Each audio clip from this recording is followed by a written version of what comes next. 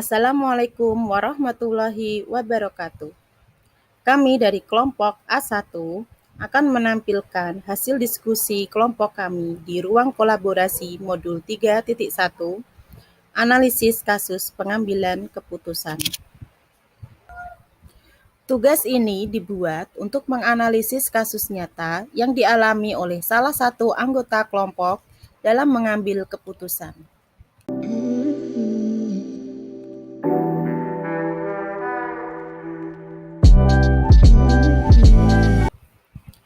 Ketika mendekati masa penilaian akhir semester, dalam hal kenaikan kelas seperti ini, adalah masa-masa yang sangat dilema oleh guru atau wali kelas termasuk saya sendiri. Karena selaku pendidik harus berlaku objektif dalam memberikan penilaian terhadap siswanya. Apalagi ketika menghadapi siswa yang memiliki kompetensi kurang dan di bawah rata-rata. Sedangkan peraturan dari pemerintah mengharuskan setiap siswa harus bisa naik kelas semua. Contohnya murid saya yang bernama Dian. Saya mengajar di kelas 5 di SD 1 Terban.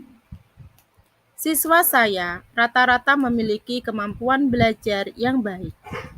Dan jika melihat nilai yang diperoleh, banyak yang mencapai KKM. Tetapi ada salah satu murid saya yang bernama Dian tadi. Kemampuannya masih di bawah rata-rata kelas dan tidak bisa mencapai KKM. Masih juga absensinya sangat tidak baik, sering membolos.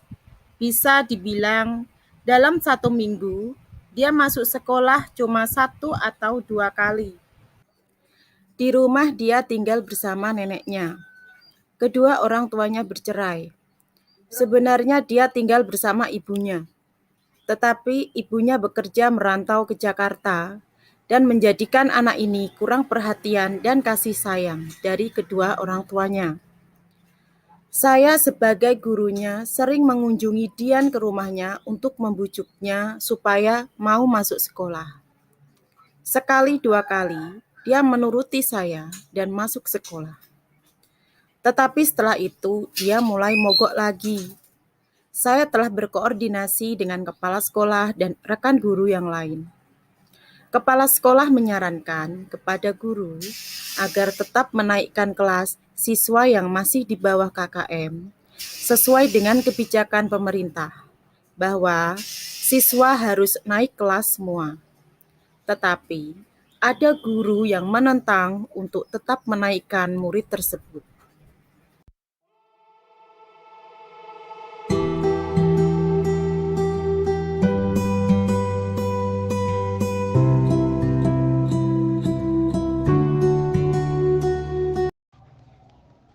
Pertanyaan pertama, paradigma apa yang digunakan dalam studi kasus pilihan? Jawaban dari kelompok kami, dari kasus pilihan paradigma yang digunakan adalah dilema etika rasa keadilan lawan rasa kasihan. Pertanyaan kedua, prinsip mana yang mendasari pilihan pengambilan keputusan yang diambil? Menurut kelompok kami, prinsip yang mendasari pilihan pengambilan keputusan yang diambil adalah yang pertama, prinsip berpikir rasa peduli, yang kedua, prinsip berbasis hasil akhir. Pertanyaan ketiga, tahapan pengambilan dan pengujian terhadap studi kasus pilihan, apakah telah tepat atau belum? Mengapa? Masihkah ada pertanyaan-pertanyaan lanjutan dalam benak? Apakah pilihan pengambilan keputusan ini telah tepat? Jawaban kelompok kami, tahapan pengambilan dan pengujian terhadap studi kasus pilihan menurut kelompok kami sudah tepat, karena kami melakukan 9 langkah pengambilan dan pengujian keputusan yang akan dijabarkan sebagai berikut. Langkah yang pertama, mengenali nilai-nilai yang saling bertentangan. Nilai-nilai yang bertentangan adalah nilai kejujuran kita sebagai guru yang harus objektif terhadap menilai siswa kita, baik dari kehadiran maupun tugas yang dikumpulkan. Bertentangan dengan nilai tanggung jawab kita untuk melaksanakan kebijakan pemerintah untuk menaikkan semua siswa walaupun masih memiliki nilai di bawah KKM. Langkah yang kedua, menentukan siapa yang terlibat dalam situasi ini, yaitu kepala sekolah, guru, wali murid, dan siswa. Langkah yang ketiga, mengumpulkan fakta-fakta yang relevan dengan situasi tersebut, seperti adanya kebijakan pemerintah untuk menaikkan semua siswa. Yang kedua, Dian tinggal bersama neneknya, sehingga dia lepas kontrol dari pengawasan orang tua dan sering membolos sekolah. Yang ketiga, masih ada nilai ulangan di bawah KKM dan banyak tugas yang tidak diselesaikan oleh Dian. Yang keempat, ada salah satu guru yang keberatan dengan kebijakan tersebut, melihat kemampuan anak yang belum memadai. Langkah 4, pengujian benar atau salah. A. Uji legal. Tidak ada pelanggaran hukum karena adanya kebijakan dari pemerintah terkait hal tersebut. B. Uji regulasi. Tidak ada pelanggaran kode etik karena yang dilakukan sesuai dengan peraturan yang telah ditetapkan. C. Uji intuisi. Menurut kami, yang kurang sesuai dari contoh di atas adalah nilai keadilan. Kami sebagai seorang guru ingin secara objektif dalam menilai hasil belajar siswa tanpa adanya intervensi dari pihak manapun. D. Uji publikasi.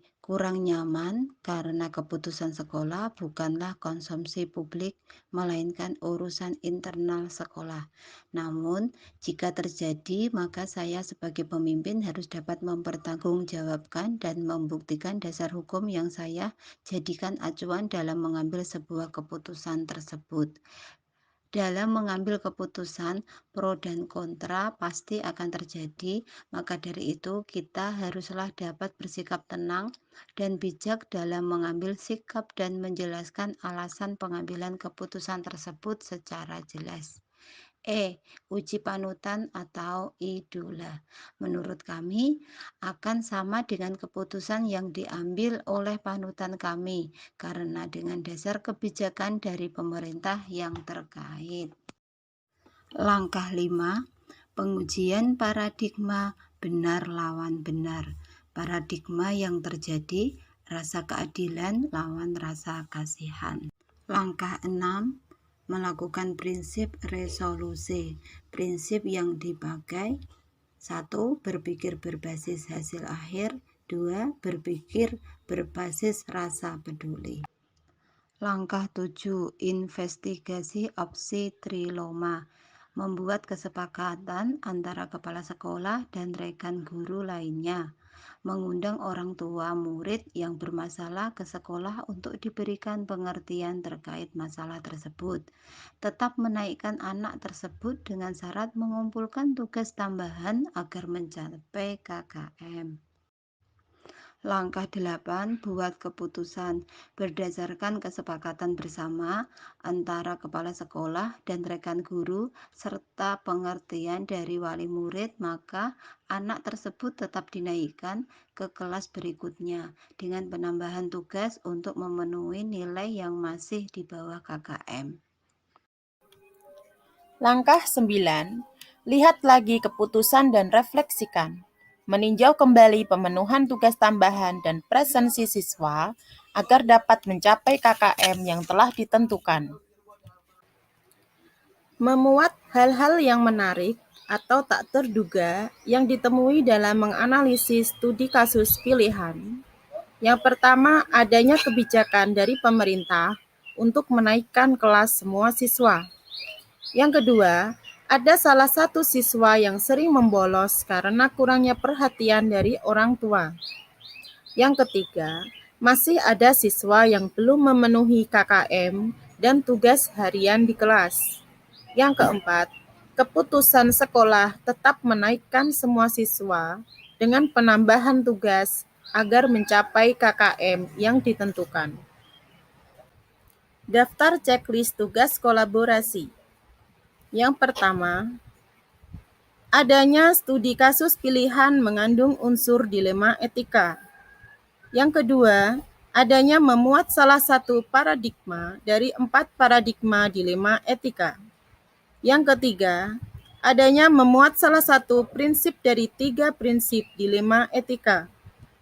Yang keempat, adanya memuat 9 langkah pengujian untuk menguji ketepatan pengambilan keputusan. Yang kelima, adanya memuat hal-hal menarik atau tak terduga yang ditemui dalam menganalisis studi kasus pilihan. Yang keenam, adanya hasil penugasan masing-masing anggota telah diserahkan sebelum tenggang waktu. Yang ketujuh, adanya setiap anggota telah menyepakati paradigma, prinsip, dan hasil pengujian yang telah disepakati bersama dan siap mempresentasikan ke forum. Yang kedelapan, adanya hasil pengeditan terakhir telah dilakukan masing-masing anggota.